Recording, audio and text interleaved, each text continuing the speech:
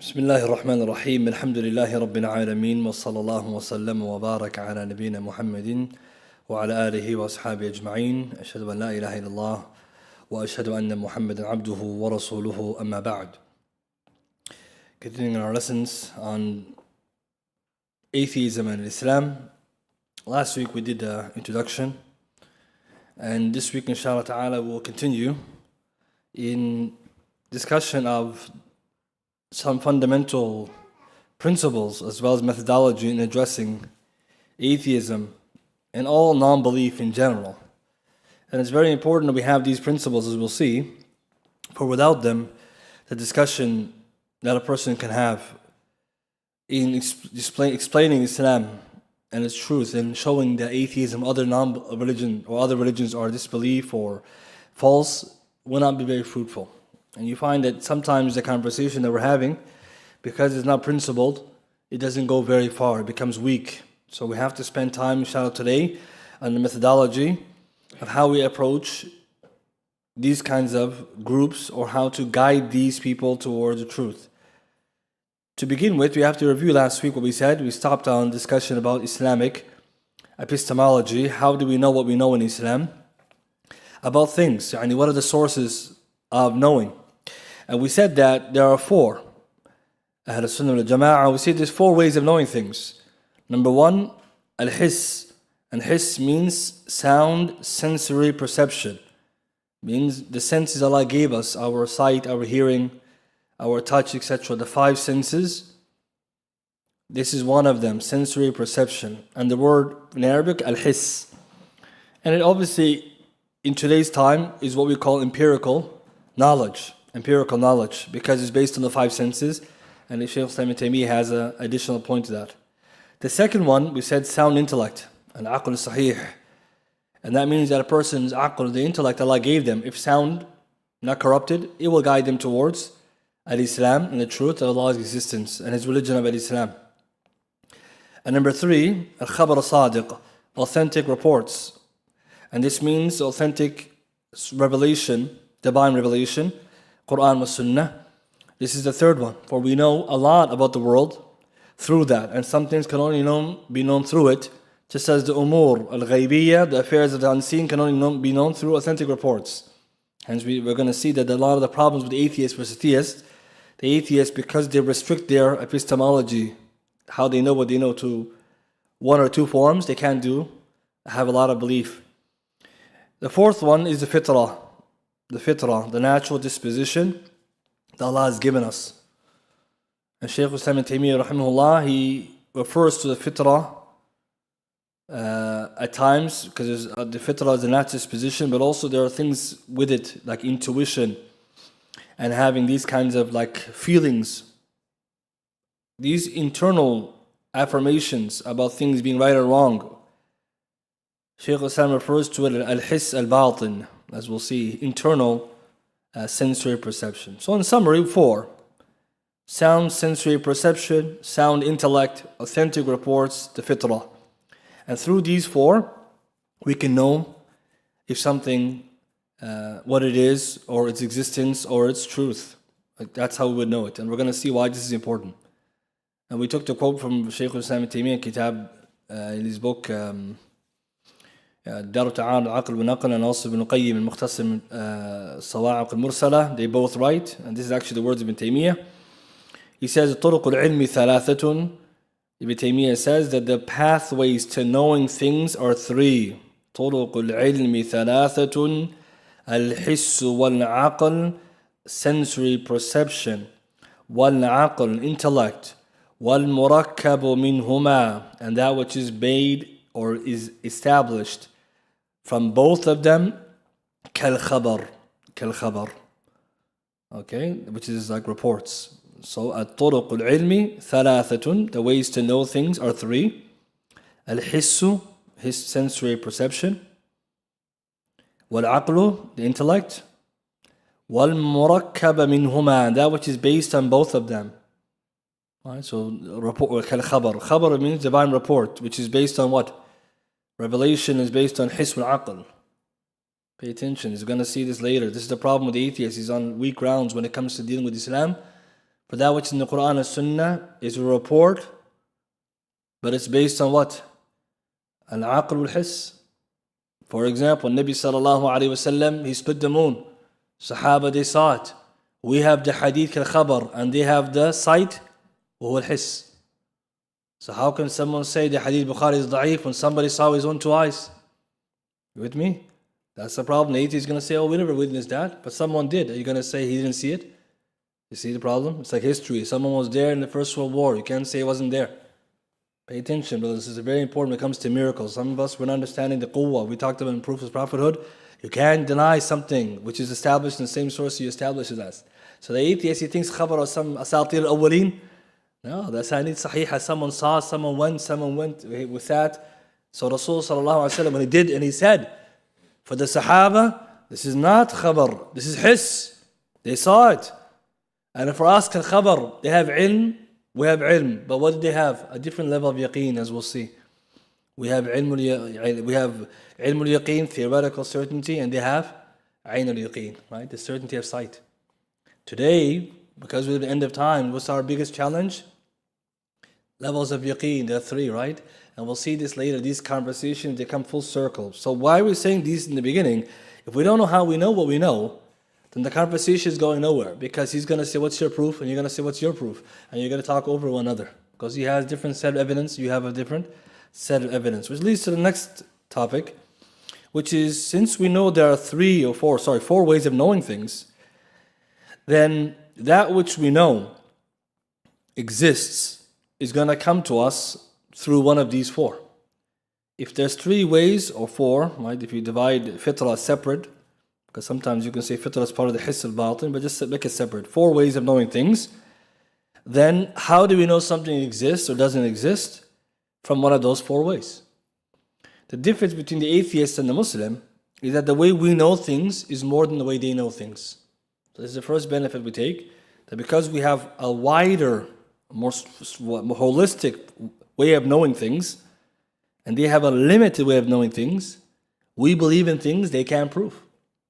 Because they live strictly proof to a couple of things, like we said already, intellect and sensory perception. So the atheist, what is his usul? He believes in science, empirical evidence, which is known through the five senses, and he believes in logical arguments known by the aql. That's it. So he only believes in 2 out of 4. As for the fitrah, wal khabar sahih, he doesn't take it. The Muslim, we believe in all four, and there's no way for someone to reject these. So we're going to say then that there are more ways for the Muslim to prove things exist or don't exist, whereas the atheist can't. So let's take a look at the example. Shaykh al-Islam ibn Taymiyyah, he writes in Bayan Talbis al-Jahmiyyah, volume 2, page 326, that the three ways of knowing things are four.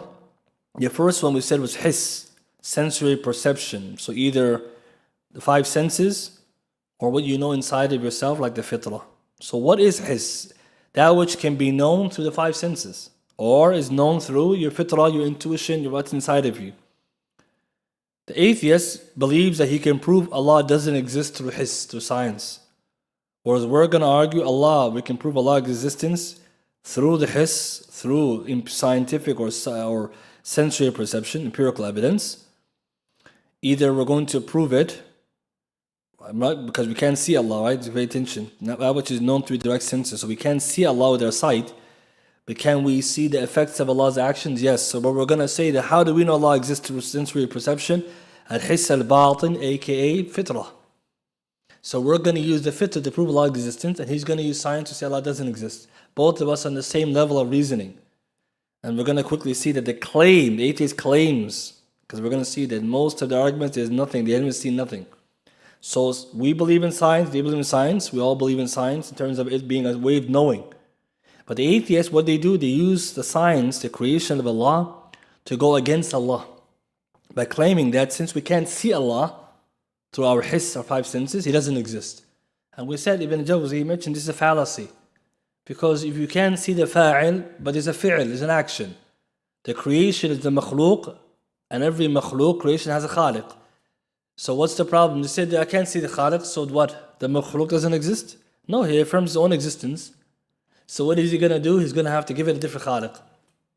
Okay, so Allah, he says universe, khalas. That's it. You can't tell me the universe doesn't exist. It's makhluq. We're going to say that's the fi'l of Allah. How about Allah then? And so we're going to see the hiss that they're claiming is actually problematic. It doesn't work. Science has nothing to do with Allah's existence and non-existence. It's a topic of religion and philosophy, not a topic of science. Science has nothing to do with things that cannot be seen or can be tested. That's the philosophy of science. Anyone who studies science 101 knows that.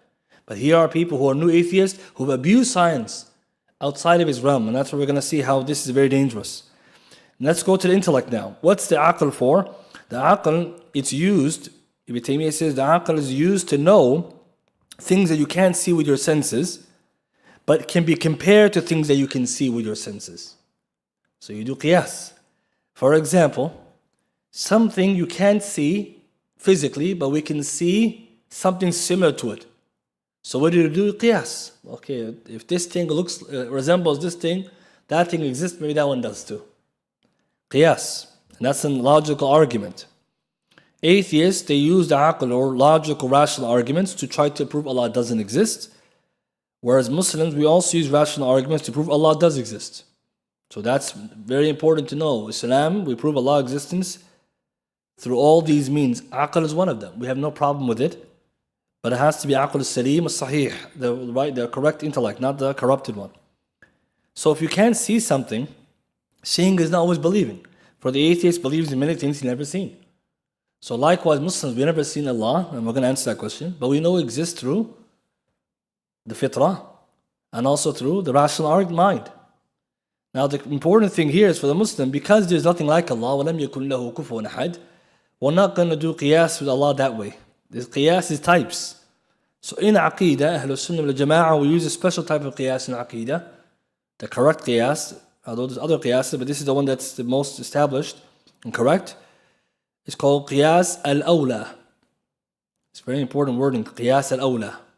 Ahlul Sunnah Jama'ah, this is a key. This is a key to explaining Allah's existence. Qiyas al-awla, which means that the analogy that is higher or more deserving. So simply, to make it easy, Allah subhanahu wa ta'ala exists. How do we know that? Well, you exist. And you have qualities which are perfect for humans, like intellect, life, qudra, ability. Where did you get those qualities from? You can't get it from yourself because you never had before. So you must have got it from one who has it more perfectly. إذن قياس الأولى وَلِلَّهِ مَثَلُ الْأَعْلَى. خلاص. That's Aqidah al-Sunnah Jama'ah. Because this is important. If you tell me today I'm aqil, then who created your aql? Right? You're going to say nobody. He's going to tell you something that has no aql, gave me aql. And he's going to say it's aqil. Natural selection has no aql, right? And here we are. We're going to tell you, is that aql itself? That's not ma'qul. What's ma'qul is, if you have intellect which is good, all humans agree, that someone created who has to be al-alim min bab al-awla. Pay attention, Shaykh Ibn Taymiyyah uses a lot. For the strongest proofs, Allah uses all time. If the dunya exists and it comes to death in winter and back to life in spring, then the qiyamah's min bab al-awla, more deserving to come back. The one who made you the first time can bring you back the second time. Qiyas al-awla. Khalas. This is very important. The atheist we're going to see, he does use qiyas, or he does use rational arguments, but the wrong way. The third one, which is unique to us, is revelation. Sound khabar al-sahih. Sound in the reports, authentic chains of transmission, Quran was Sunnah. And this means authentic reports about something that the senses cannot sense, yani 5 senses cannot sense it, and the intellect cannot know it. Then what are you going to get it then? You have to get authentic reports. And this is to do with bitafsil or in jumal. For example, akhirah, we can know it through the fact that there's a dunya now, we can infer it. Perhaps there is an akhirah, and this is proven. But how do we know there's Jannah, Jahannam, wal Sirat, wal Mizan, all the tafasil? Quran wa Sunnah. Atheist, he can't access that. He doesn't believe the khabar. So what does he do? He denies it. And that's a fallacy. You can't deny what you don't know. Argument of ignorance we're going to come to. So what is his problem? You can't see it, we don't believe it. It's not rational, we don't believe it. We're going to tell him that everything you know can only be known through that. So that's our extra evidence. And the Quran and Sunnah themselves are proof of Allah's existence, as we'll see. So it gives us the details of Allah's existence. طيب. So when you compare the atheism to Islam, you see Islam is superior when it comes to its sources. We have 4 ways of knowing things, they have only 2. And from these 2, we're going to see even one of them is not even working properly. As we'll see, it doesn't work in their favor. And so therefore, from this angle, you see Islam's already superior. Because without these 4 ways of knowing things, what will happen to your belief? As we'll see, atheists will be forced to believe in that which they can't prove, or deny that which can be proven. Pay attention. One of the ways we can show, without even getting into details, atheism is wrong, because they've restricted and reduced the ways of knowing to 2, they are forced to A, reject that which they can't prove, according to their sources, and B, affirm that which they can't prove. Because some things they believe in, they can't prove it, and some things they can't prove it, they deny it, and they're not allowed to. So for example, consciousness, ruh. يسألونك عن الروح. Can the atheist believe in ruh? He doesn't believe. He doesn't believe we're conscious even. Yet, he lives like that. And he has to confirm it. Imagine. Atheists can't affirm emotions, subjective and objective experiences, morality. All of that is off the table. What's the problem, brothers and sisters? You can't live in a world with no morality, right? But every atheist believes in objective morality. Kaif? You believe in something you can't establish? See, it's the tanaqudat, as we're going to see. طيب, now that we understand this, what is the methodology of the Muslim in refuting atheism? How do we go about doing this? We have to pay attention to having a methodology. Without this, it's just going to be all over the place. We're just going to be talking to them or trying to guide them without knowing what we're doing. The ulama, they say, if you want to respond to atheism or any ism which is not correct, you have to have methodology. For the atheism, we're going to use this methodology. Number 1, we're going to establish evidence for God's existence. We're going to show for the Quran and Sunnah and logical, empirical evidences Allah exists. So the first part, starting from next week, we're going to show the evidences for Allah's existence from the Islam. Because we're making case for Allah. Because often you find when you talk to people, you're making a case against them. What's the benefit? If you knock down the pillar, it doesn't mean you have anything established. Al-hadim awla min bina. It's a qaida. Breaking is easier than building. So some people, their methodology is to knock down the house of church of the Christians. No problem. Anyone can do that. Show him why Jesus is not God. That's the hard part. So we have to move away from that. We're going to do that second. First, we establish what Islam says about Allah's existence. How do you know? So we're going to prove it through A, Quran and Sunnah.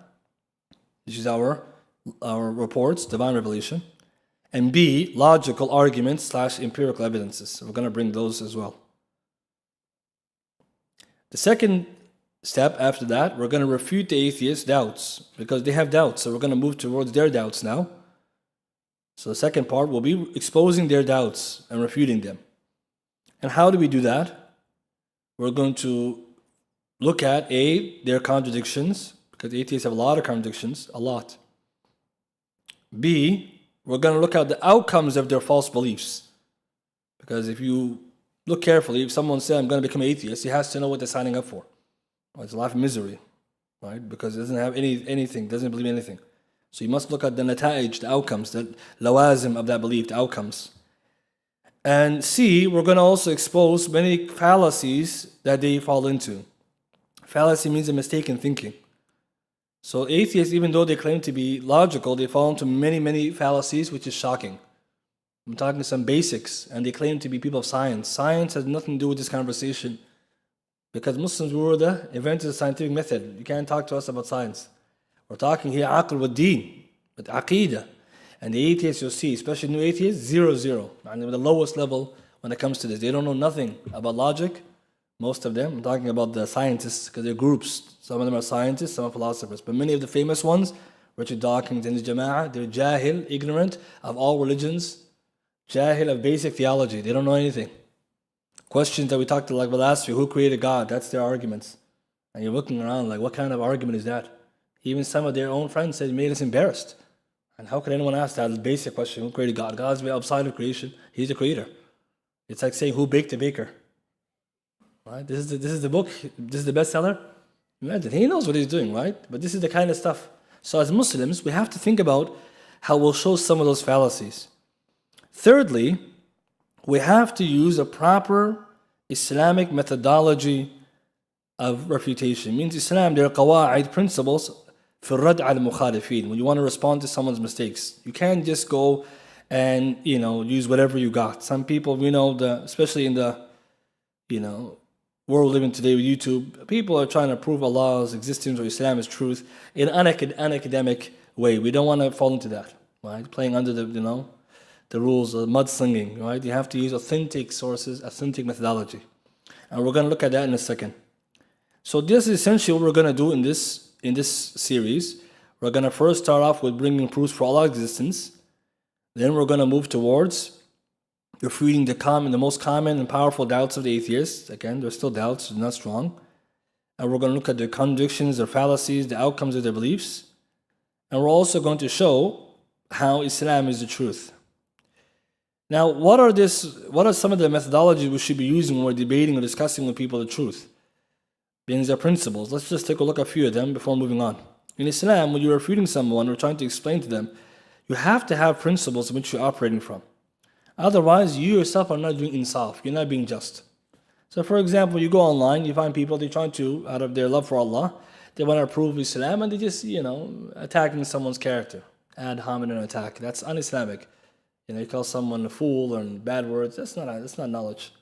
You have to bring ilm. So, for example, let's say you're discussing with someone like the atheist and they don't accept the Quran, the Sunnah as evidence, or the fitrah, things that we believe as ways to know. They may claim there's no proof. So we have to tell them there's a principle.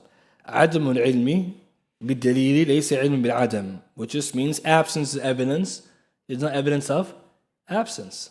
That's a principle within science and within philosophy and logic. Absence of evidence is not evidence of absence. What does that mean? Just because you don't know something exists, the proof for it doesn't mean it doesn't exist. And when we find today, someone may say, what's the proof Allah exists? You tell them, here's an ayah, hadith. They don't take that evidence. So therefore Allah doesn't exist. That doesn't make sense.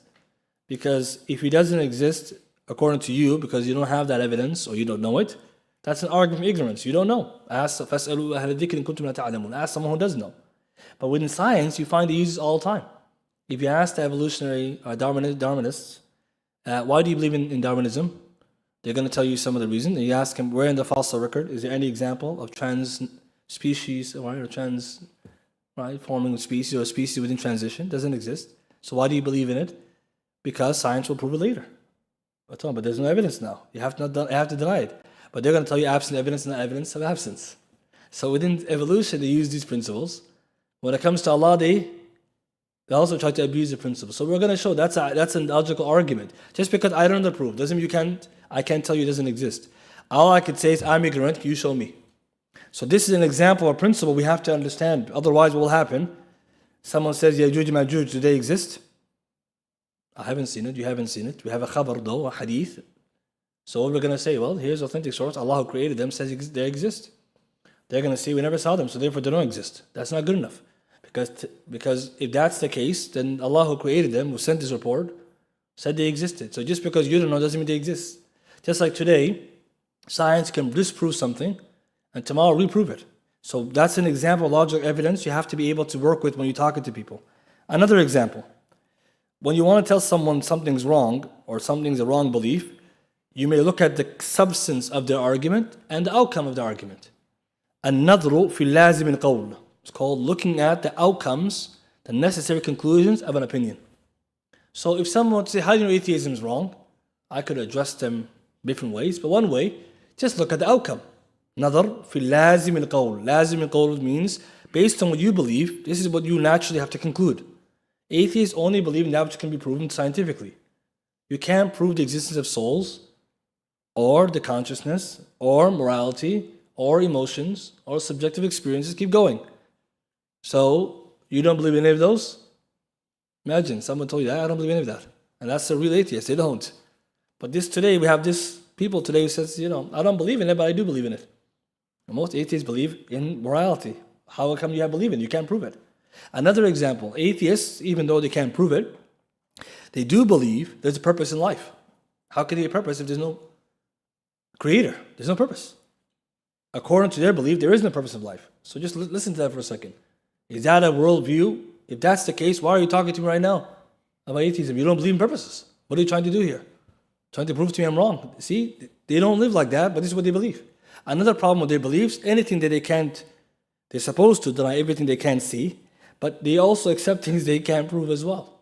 For example, as we'll see later, some of the most famous scientific arguments are not being seen before. So the reason I'm saying this, if someone today is a Muslim who has doubts, just tell him, if someone says, I'm thinking about becoming atheist, tell him, طيب, then there's nothing to think about. You don't have any thoughts. Most atheists are hard determinists. You don't have a free will. I don't know what you're talking about. You can't convert to anything. According to them, we're all the function of the genes. There is no such. You have to understand, this is lazim qawl, that's from their opinions. But here's someone today saying, I think Islam is wrong, I'm going to become an atheist. That shows you again, a lot of people today, as I said in the first discussion, it's not about the mind, it's about the heart, emotions. People are going through personal traumatic experiences. Otherwise, if you just listed out all the things you have to give up in order to be an atheist, I don't think anyone's going to become an atheist. So that's from the logical ways to argue with people. The ulama before, when they used to argue people, they used to do that. They used to bring these kinds of outcomes to show, look at your belief, how corrupt it is. It leads to this. And most atheists, they know this, so that's why they don't really like it when we talk about the outcomes of their belief. طيب. Let's move on for a second to a big conversation and question. We know we can prove Allah exists through the Quran and Sunnah, but what about the aql? What kind of rational arguments are we going to be using? And some people, when they hear this, they say, does that mean we're going to use al-Kalam? And I think there's a lot of confusion about al-Kalam. And people don't know what al-Kalam is, so sometimes they hear this terminology and they say, well, you can't prove Allah exists through logic. You just got to say Allah said, Messenger said. But say, pay attention. There's a difference between hujjat aqliyah, logic-based arguments, and a subject called al-Kalam. Al-Kalam is a specific method of argumentation. It's not the same as using your mind Allah gave you. We have to stop conflating these two. So a lot of people online, they think Ahl Sunnah wal Jama'ah, the Salafis, don't like to use their logical arguments. They're people who are just scriptural. And this is nonsense. Because the earliest Imams, like Imam Ahmad, one of the 4 Imams, he used logical arguments. And after him, Ad-Darimi, and after him, many others. So what is Ilm al-Kalam? It's a special way, special proofs, logical, so-called logical proofs that comes from a certain tradition, and this kind of argumentation is un-Islamic. So the summary of the conversation, so we don't get into too much time to it, Islam has nothing against logical arguments, but we have everything wrong with Ilm al-Kalam because it's not logical and it's founded on false principles. Look at this statement. Ibn Muflih al-Hanbali, he writes in Adab al-Shar'iyyah, volume 1, page 209.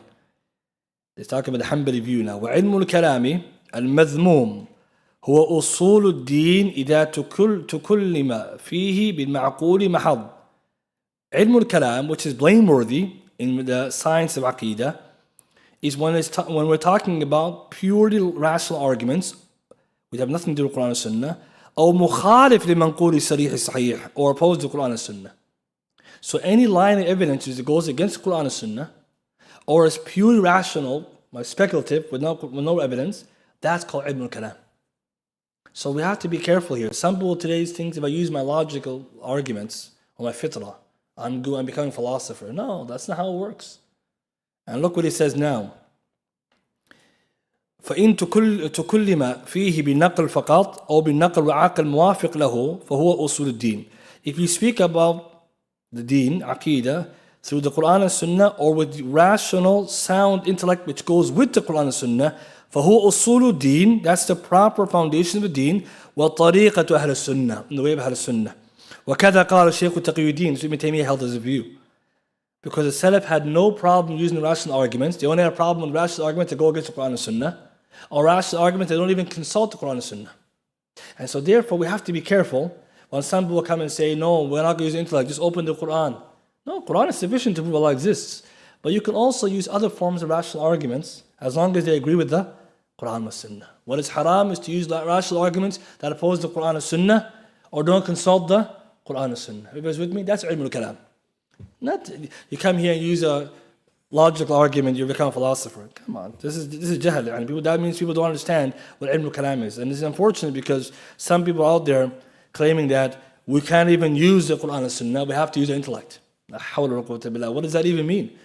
It means we're going to sit there and just put ourselves in doubt. I'm going to answer that question now in a second.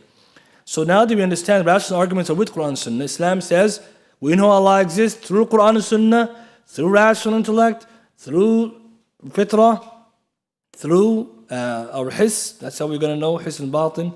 We know how Allah exists, or the fact Allah exists through these sources, let us now move on to a question that comes often. How do you prove Allah exists through the Quran when the non-Muslims don't believe in the Quran? Right? Some people think they're smart. They say, look at this. How can we use the Quran when the Quran is acclaimed? You saying it's a book of Allah, that you're going to use it against the atheists? This is not a new speech.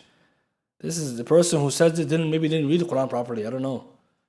Alamat al-Shatibi, he writes in Kitab Muwafaqat, volume 4, page 99, that the Quran has two types of evidence. One, logical evidences, and two, evidences which are to do with the Sharia or the Deen, which are built on our Deen. So a group of evidence in the Quran and Sunnah, which are logical evidences for those who don't believe in the Quran and Sunnah. And a second part of the Quran and Sunnah, which is the ahkam, the rules for those who already accepted the Quran and Sunnah. So for example, he says, when Allah subhanahu wa ta'ala talks about fasting, hajj, etc., who is he talking to? The Muslims. That's for us. The evidence is for us. What's the proof that you fast? Allah says, Kutiba alaykum as-siyam. That's for us. We already believe in the Quran and Sunnah. So those ahkam apply to us. For those who don't believe, Allah has evidence for them. لو كان فيهم آلهة إلا الله لفسدتها. If there's more than one God besides Allah, the world become corrupted. That's Quran, right? Who is he addressing? The atheist. So Shatibi's argument is the Quran already has evidence for the non-believer, just as it has evidence for those who are believers. So you use the Quran from that way. Some people come today and say we can't use the Quran because atheist doesn't believe in it. It doesn't matter if he believes in it. The evidence is designed for him anyways. For example, the best of the evidence we find, chapter 52, Surah Tur, ayah 35. There. That's a logical evidence. You created from nothing or you created yourself. Logical argument in the Quran. That's the evidence you use. But some people say, oh, no, we can't use the Quran because the atheist doesn't believe in it. So let's make up a logical argument that goes against the Quran. That's where we are today, brothers. This is what's going on today. Someone's going to say, I have an argument that goes against the Quran and Sunnah in order to show that we can prove Quran and Sunnah. No. The Quran proves itself from that angle. So Shatibi wrote this already in volume 4, page 99, al-Muwafaqat. Very important. Any argument that doesn't consult the Quran and Sunnah, al-Kalam batil. We don't need it. And just remember, guys, the best du'at already passed. Nabi sallallahu alaihi wasallam, the Sahaba, they already guided people with the Quran and Sunnah. And that's what Ibn Taymiyyah's project was, to show Imam Ahmad and those after and before him, how do they prove the atheist Islam is true? They just use the Quran and Sunnah the way it's supposed to be used. But if you told me today, no, when you talk to atheists, put the Quran and Sunnah there, just come up with some, that's why we have today, unfortunately, very weak arguments. I don't have time to get into it, but the people of al-Kalam, the arguments that they presented to prove Allah's existence are so weak, alhamdulillah, the people don't know it. Right? Alhamdulillah. Because had they know it, they'd be shocked. This is what you got? So da'if, its foundations are so weak, it comes crumbling down. And people have to know this. The most common arguments in the market right now, the Muslim da'wah space, are not arguments the ulama mentioned. Contingency argument? No, we don't use that argument. It's based on faulty grounds. You have to know that. There's a reason why the ulama rejected it. But what's happening today, we're training people, argumentation is going to ruin you and maybe your iman if you're building your aqeed on that. Because ulama, what they say is, how do you know Allah exists? We're going to show the sound arguments fil Quran. Stick to the Quran. And inshallah, we'll see at the end of this presentation, this series, the power of the Quran and Sunnah. Don't ever let someone tell you the otherwise. I'm telling you, brothers, some people come today, they can talk all they want. Between us and them is what? Evidence, al-qawa'id, and fahm salaf salih, the pious predecessors, how they understood the deen. Let's give an example now of how the Quran proves atheists are wrong. Here, Alamat al-Sa'di has a book, Debunking the Canons of Atheism, all right, with decisive proofs. You can get this book, it's in English. And Sheikh Sa'di, the tafsir scholar, he has this book, and in there he has many good principles to show how we can go about refuting atheists. Let's give one example. He says, principle or argument 64. 64th argument. Watch this, brothers, a principle. How to use the Quran against atheists. Any proof in the Quran, any proof that discredits polytheism, shirk, serves the same purpose against atheism. It's qaida, principle, brothers. Any proof in the Quran and the Sunnah that shows that atheism is wrong, polytheism, shirk, mushrikun, polytheism is wrong, is the same proof to show that atheism is wrong. Who mentioned that principle? Sa'di. It's a principle. So when Allah talks to the Quraysh, why are you doing this? Why are you doing that? This is wrong. Same argument you use against the atheist. You see? But some people didn't know those qawa'id. And I have to know this qawa'id. Watch this now, brothers. You with me so far? And somebody may ask the question, brother, atheist is a polytheist? Who has the answer? Is a mulhid a mushrik? Na'am. A mulhid is a mushrik. Atheism is a polytheist. You see, that's the first problem. Somebody thought there's something. You can't be, if you're not a Jew, Christian, Muslim, what are you? You have to be mulhid. You're going to be atheist, you're going to be mushrik. He's going to be mushrik. Watch. So right now, what is this Sa'di's argument? Go to the Quran, go to the Sunnah, find any ayah against the polytheist. Nafsul dalil against the mulhid. But the problem is when we don't go and learn these principles, brothers and sisters, what's going to happen today? You're going to have another argument that doesn't work. Let's give a simple example. Every atheist is a polytheist. Because we said before, shirk is of two types. Shirk al-rububiyyah wa shirk fi uluhiyyah. Shirk in lordship, shirk in worship. Underneath shirk in lordship is two types. Shirk bil-ta'tili wa shirk bil-andadi. We studied this before. We're going to remind ourselves. Shirk is of two categories. Shirk, which is major, underneath it is lordship, shirk in lordship, and shirk in worship. Underneath shirk in lordship is two types. Shirk by denial or shirk by associating partners. Shirk bi-ta'tili, by denial, and shirk by associating partners, al-andad. The Quraysh at the time of Rasulullah, what kind of mushrikun were they? Shirk fi rububiyyah bil-andadi. فَلَا تَجْعَلُوا لِلَّهِ أَنْدَادًا. As for the mushrik, he's a mushrik, the mulhid atheist, mushrik fi rububiyyah bit-ta'tili, by denial. He denies Allah's existence, attributes, actions, and everything else, and therefore associates a partner with him. How? When he denies Allah, who does he believe in? His nafs, the universe, natural selection, Big Bang, fill in the blank. He's a mushrik. وقال الشيخ ابن تيمية, anyone who doesn't believe in these things, the tawheed of Allah rubiyyah, he also becomes a mushrik because he associates his hawa or his kibr, his arrogance. فَمُسْتَكْبِرْ هو mushrik. Fir'aun then is a mushrik. How? When he denied Allah exists, or the Lord, who became Allah? You see? Khalas, you guys with me? Today atheist says, oh, I don't believe in Allah. You believe in nothingness, right? Randomness. Ma'doom. You believe in nothingness and sudfa and chance. That's your God. That's it. Khalas, you're mushrik. You associate Allah with that. And look how stupid it is too. Right? The universe came by chance. Chance is a sifa, a description of a fi'l, not a fa'il. Look how lost they are. They don't even know the basics of this. If I told you I fell down by chance, who fell? The chance? I fell.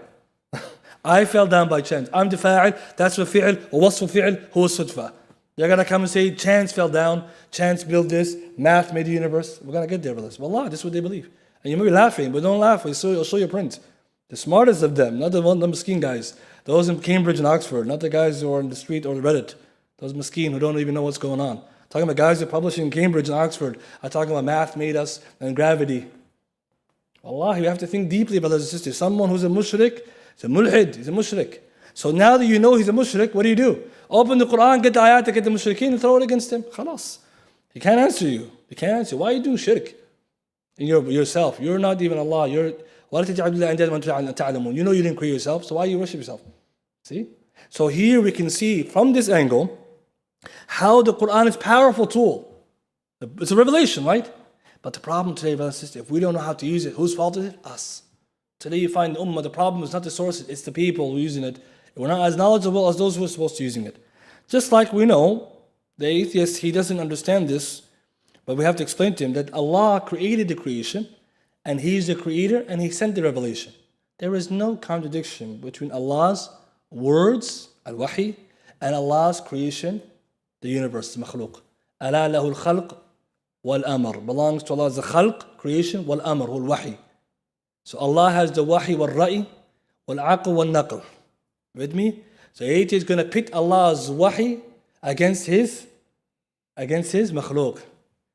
Like Galileo said, not us. There's no contradiction between God's handiwork and God's words. Right? One is Allah's sifa fi'liyah, and another one is sifa fi'liyah. Fi'l wa sifa wa kalam. These people today, they're going to come and say, I know Allah doesn't exist because of His actions. And I'm going to tell you Allah exists because His actions and His speech.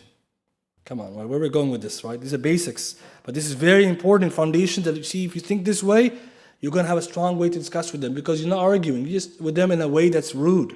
It's just principled. Which leads to another point, brothers. Now that you understand the mushrik is an atheist, and atheist is a mushrik, it leads us to how do we know Allah exists? Many ways. Next week we'll talk about some of them. But there's not only one way of proving Allah exists. Ibn Taymiyyah writes in Dar Ta'arud, since the routes to knowing Allah and acknowledging Him are many, or very many, every group of examiners took a route to knowing Him.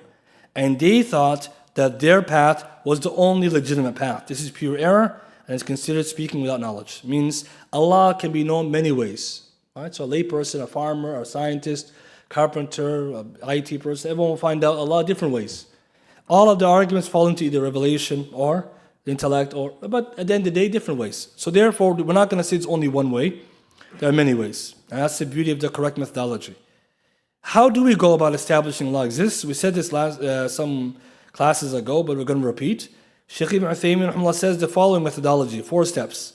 If you want to convince an atheist Islam is true, follow these 4 steps. Number 1, first you have to establish Allah exists. So find an argument, either logically or textually, or from the fitrah, whatever you wish, a way to prove Allah exists. That's step 1. See how you start with a positive case? You always start off a building. Prove to him that Allah exists. Step number 2, establish the obligation and need to worship this Creator.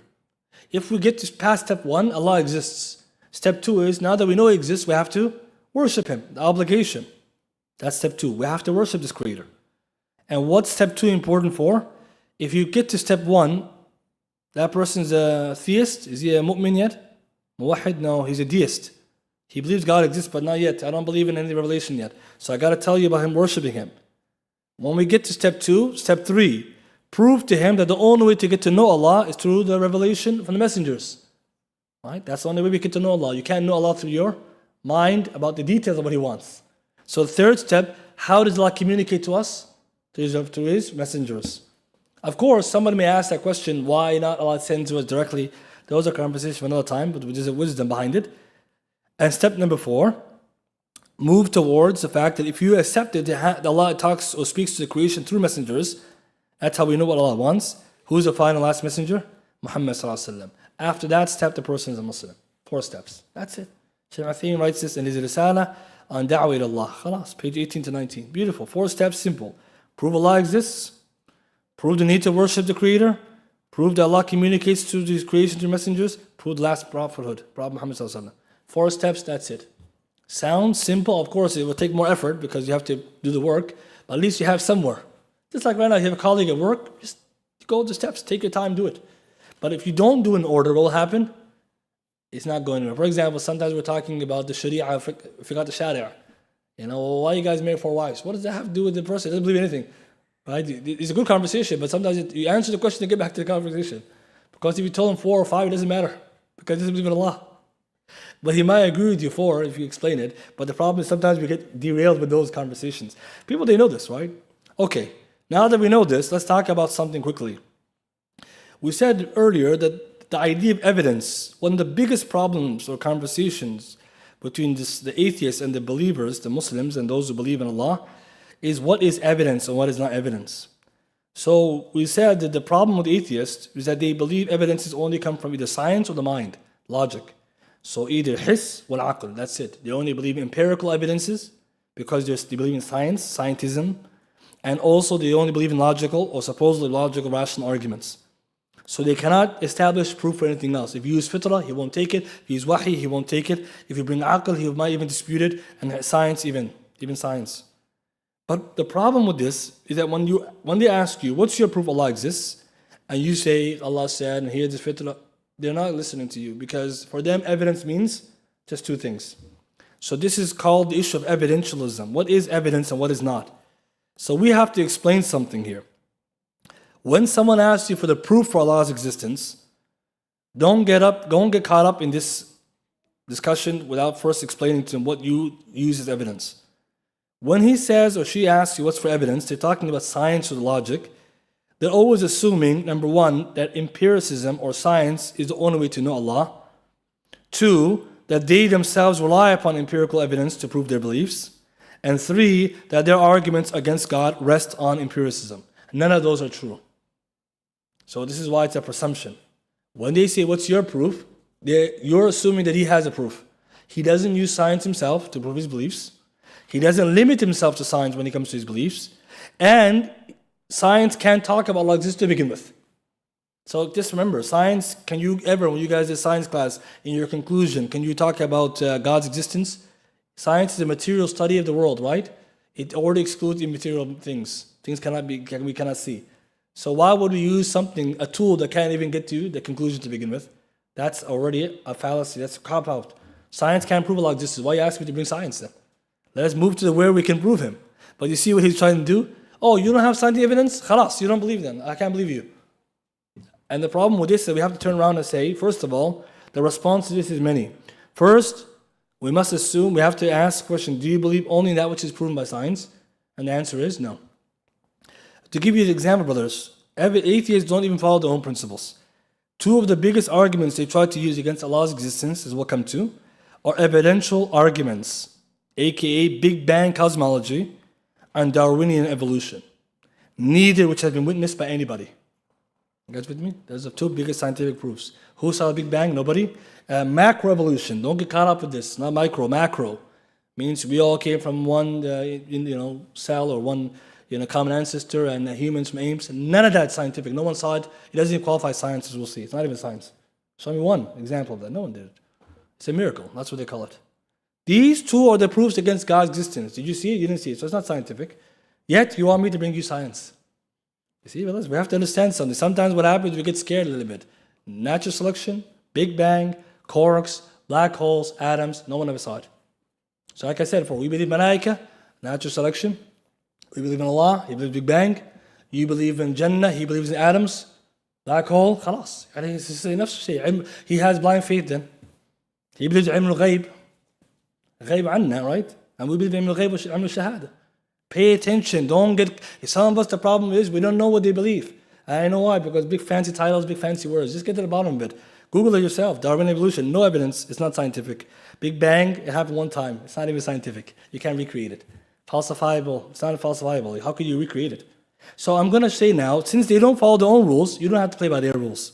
What you should ask them is that, what do you have then for God doesn't exist? He'll say ilm al-aql, or a logical argument. طيب, I also have a logical argument.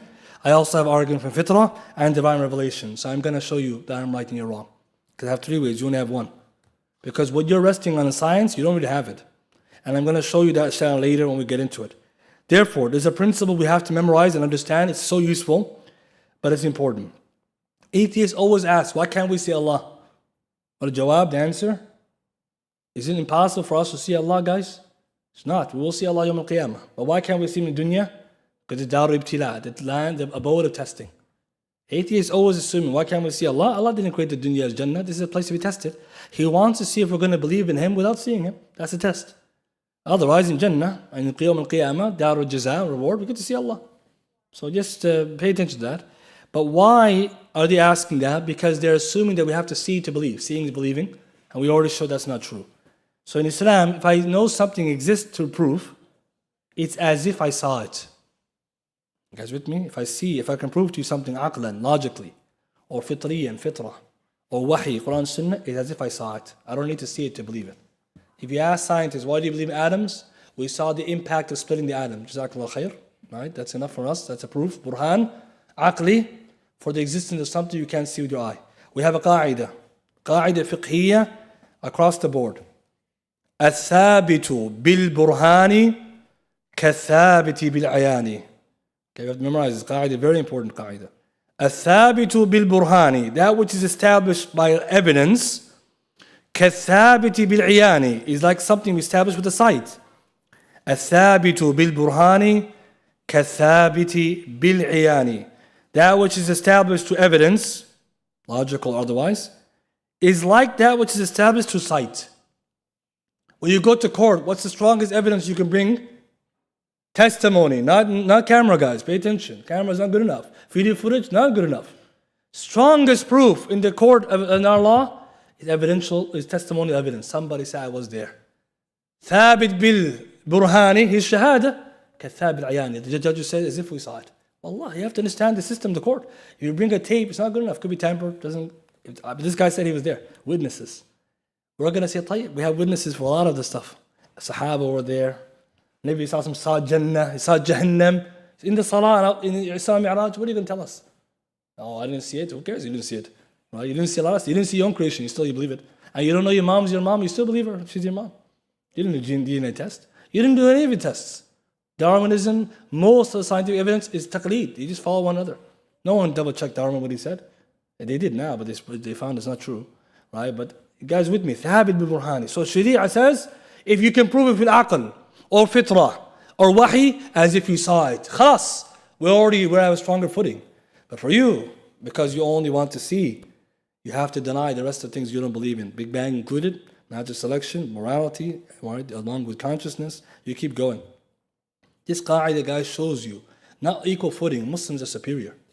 But the problem we have sometimes, we fall into that evidential trap. Oh, what's your proof? You have to just move the conversation. What is proof again? And if someone were to deny this, we tell them, are there other ways of knowing? For example, in the court, just to show you something, someone might understand what I'm mentioning today. When you go to the court, we use a lot of the evidence called inference to the best explanation. Abduction. When you go to science class, you're using induction. Abduction means based on the clues, this guy killed him.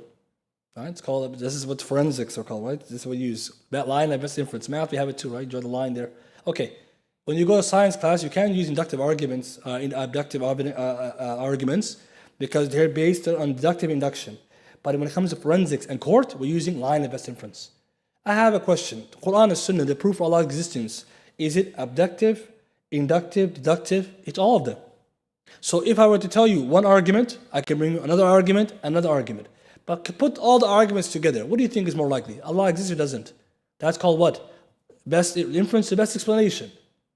This is the power of Islam. If you would tell me what exists, the world, how it was made, what's more likely? Someone made it or didn't make it? Based on best explanation, someone made it. In the world, everything we know is made. The whole universe, no one made it. See the problem? They'll tell you the laws that govern the universe don't apply to outside the universe. Why? Where did you get that from? Some of them will tell you science is based on cause and effect. But when it comes to the universe, we don't believe in cause and effect. بَلْهُمْ فِي شَكٍّ يَلْعَبُونَ, brothers. They're just playing around with doubts. إِنَّهُمْ لَفِي قَوْلٍ مُخْتَلِفٍ. They're just in different opinions. And we have to know this because one of the biggest problems maybe theists and Muslims have, we are intimidated by their language. As we're going to see, we have to use their mustalahat. A lot of the words I'm using from their mustalahat is one of the ways to refute the people batil. You have to use the istilahat, their words, the terminology, otherwise we're not on the same playing field. We have to talk the way they talk. Otherwise, it's like talking to somebody, he's not going to think like you don't know what you're talking about. So we have to talk in their language, but also more importantly, we have to know what they're saying. Sometimes it's a boogeyman. We're just scared of this idea, or Darwinism. Don't be scared. We go to science class, right? We're not ignorant. Many of us here are engineers, other things. Come on. Use your aql. You're going to come to the haqq. But there's something interesting about this. The more you study into the sciences on the topic of Allah's existence, the clearer it becomes that Allah's existence is something you can't deny. But we're going to see that the people who do deny Allah's existence, it's not about the aql or the empirical evidence, the hiss. It's more to do with the shahwa and their desire and their willingness to already reject Him to begin with. I want to finish today's class by showing something very important, which is not really too much related, but it's kind of related. Why is Islam the truth? Right? Because some may say, well, what does atheism have to do with our religion?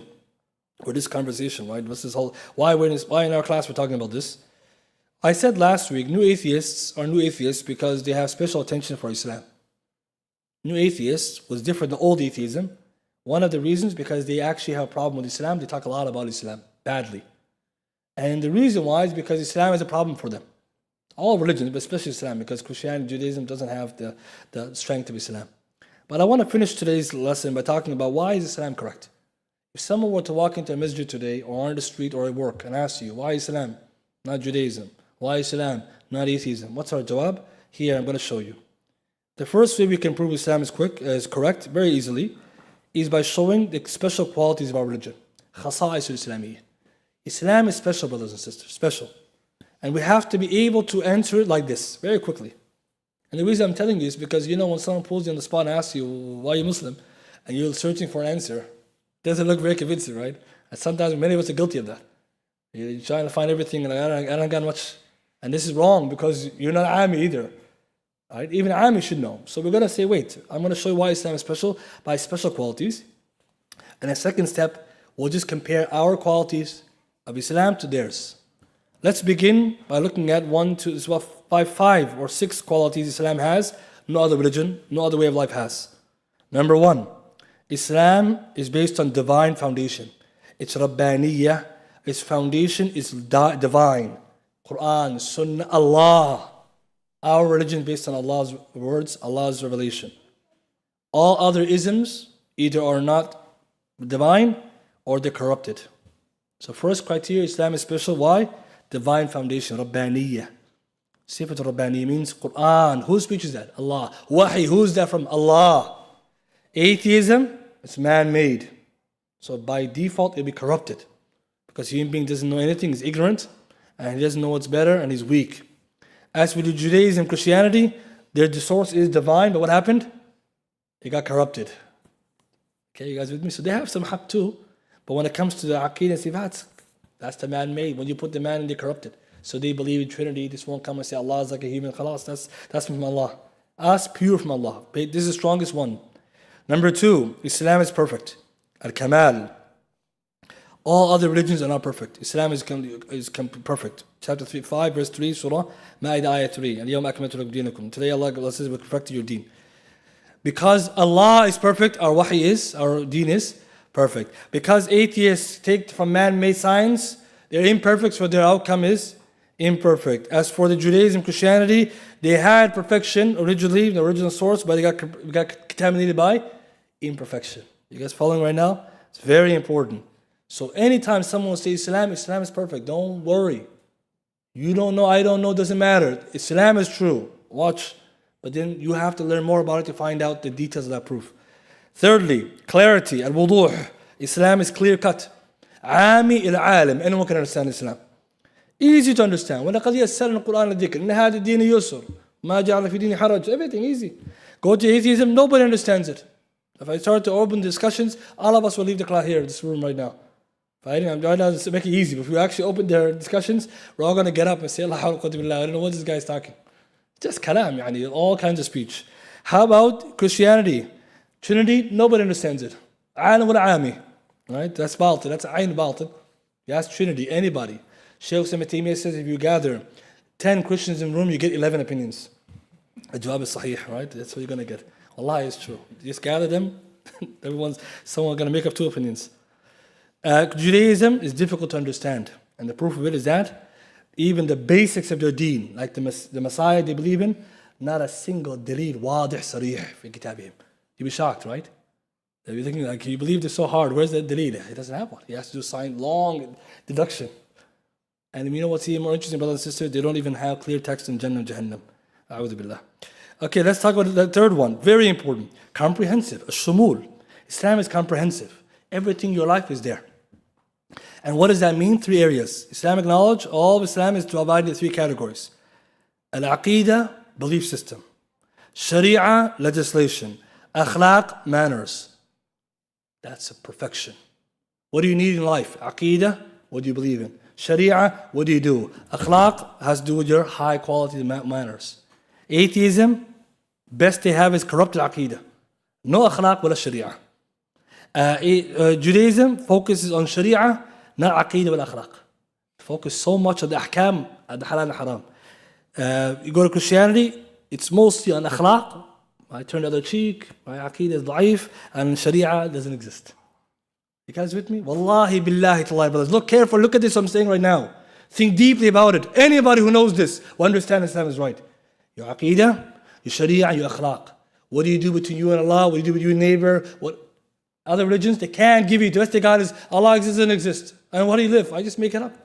That's not deen. We don't need that. And if you go to others, they know how to eat and drink, but they don't know what Jannah exists. That's not a haqq. Another group will tell you about how to behave, but he doesn't know who gave that revelation. That's not haqq. Balance. Islam has tawazun, balance, moderation. This is very interesting. We believe in dunya wal akhirah, body and soul, ilm al-ghayb, ilm al-shahada. We believe the unseen, the seen, the worldly life, the hereafter, body and soul. Atheism, materialism only. Dunya, right? Nothing else. Judaism, they believe in the unseen And the same, but in the deen and dunya, they give preference more to the deen. Right? Because the ahkam, they go back to, they're more focused on that. As for the same thing regarding Christianity, right? They have deficiency when it comes to the details of all these matters. And the last one, which is so interesting, practicality, al-amaliyah. Islam is practical, brothers and sisters. And this is one of the most beautiful signs, the miraculous nature of Islam. We believe some parts of Islam are fixed, some parts are flexible. We believe in realism and idealism. We have ideals and real. Islam is not idealistic. We believe in the world to live in today. So bad situations, we have ahkam, how to deal with it. Right? What is it? Picking between the lesser two evils. You see? We also have the idea that there's an ideal we're hoping for. Our time will come where, like when Mahdi and Isa will come and exist. We also believe that things which are fixed can change. The aqidah never changes, but the ahkam can. Ahkam can change based on time and place, some of them. As for the usul, never. Atheism, everything is unfixed. Morality changes everywhere, all the time, because mankind is not right. So today they believe something is halal, yesterday was haram, tomorrow it's going to be haram and halal, and they're going to say we're upon haqq, la ilaha illallah. Ask them, the Hawkins, what he writes, there's something in the air. Morality is something in the air. MashaAllah, that sounds like an Apple ad. Something in the air? What is that? What does that mean? Who gives us the morals? Something in the air? But this is what he believes, brothers. Everything can change. He even believes Darwinism can change, which Dawkins says, if tomorrow we find out Darwinism is wrong, it's wrong then. كيف يعني هذا عقيدة? The aqidah will go out. How about Judaism? They're fixed, not flexible. Their ahkam doesn't change by time and place. I don't have time to talk about it. It's fixed. When I say fixed, brothers, that's it. There's no such thing, darura wal hajiyat, there's no such things. That's it. That's it. You got to follow it. They're not realistic then. And for the Christians, they're idealistic. All flexible. There is no qawaid wala shay. Everything. You don't have to go to church. You don't have to do anything. Jesus is your Savior, Jannah straight. That's an aqidah. What kind of aqidah is that? Brothers and sisters, these five, wallahi, if someone thought about them, books have written about it. That's why Islam is haqq. You compared, as I've told you before, if you look now and do a comparison, like I did right now, في المقارنة والمقابلة. Compare these five to other religions. Why would not someone not be a Muslim? The problem is our communication has to be this way. If today, if someone came to us and said, which religion should I choose? Just tell them which one is going to serve your dunya wa akhirah. Only Islam. Every other way of life is deficient in some angle. If only people understood. Inshallah, we'll end with this much. Next week, we're going to start with discussions about evidences for Allah's existence. And we have to also share this with those youngsters who are in university more than anything. Not necessarily us who are here. Many of us, mashallah, we come to the masjid, we're already practicing our deen. Many of the youth are in university, they're in dire need of this. They're the ones who are in need of this conversation. So send to them. Tell them in summertime, you have free time, come to the masjid, learn. Because a lot of them, they have doubts, confusion, stuff like this. May Allah help them, protect them. Inshallah, we'll stop with this much. I don't have any quick question. So we have 2 minutes. I don't have any questions. Yes, brother. Do you think it's okay for us to talk about the so-called scientific miracles? So the brothers asked about scientific miracles of the Quran. We talked about it before in one lecture. I think it's on the website. About scientific, we talked about miraculous nature of the Quran and about the virtue of Islam. We talked about it. And the answer is yes. Scientific miracles of the Quran are a type of i'jaz, a type of miracle with its conditions, its principles. Not everyone can engage in it. You have to know the principles and rules. But it does exist, and we don't deny it. The problem, though, some people, the way they study it, they took it outside of its realm. So, for example, today they asked a question about that. Somebody just taking Surah Kahf and time travel and CIA. This is a conspiracy, right? This is not ilm i'jaz. It's not tafsir ilmi. The ulama give the principles, but yes, the ulama do accept it, like Sa'di wa Shanqiti, Ibn Uthaymin and others. But if you learn it properly, but what's the problem though? Don't give too much weight, because it's not the only way. It's one of the ways. So there's many ways. And we talked about the miracle of the Quran, the ways to prove the Quran is perfect. Use all the ways, it's stronger. But you're right, somebody might know in science class, or maybe your coworker, is a graduate of a science class, or background. He has a bachelor of science or something. For him, science is interesting. So you can bring some of that, and we'll show how to do that, inshallah, some of the ways of that. Wallahu a'lam. Yes, brother.